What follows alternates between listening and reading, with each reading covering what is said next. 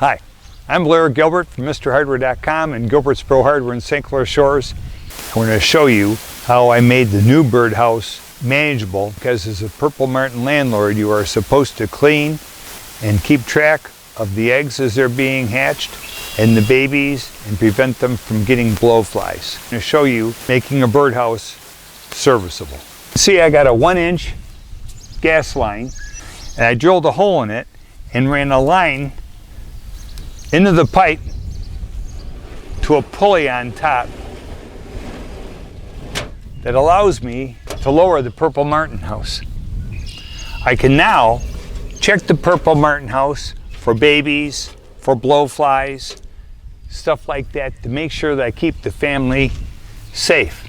And I can actually lift the top half up to service the lower half, and you'll see this is 1¼ PVC.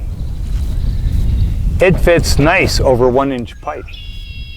I drilled an 1 5/8 hole so it would slide over the PVC. I made a little guide out of PEX tubing. So 2 birdhouses locked together, like so. After I check and clean, I can raise the birdhouse back up, lock it in place. So the 2 pipe sizes that fit together are 1 inch and 1¼ inch. Tap the 1¼ inch pipe for an eye bolt for a keeper, which I've loosened, and I can pull the whole birdhouse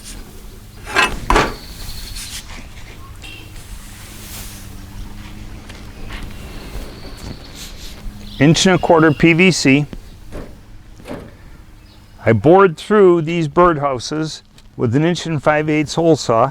I ran my rope to a piece of 5/8 PEX tubing. Comes to the top, goes through an old boat pulley, and down to the middle of the pipe. To separate the birdhouses, and pull them apart just like this. And this is a cool birdhouse because these bottoms pull out for easy cleaning. And this piece of PVC goes right through the lower, and the 2 birdhouses fit together just like that.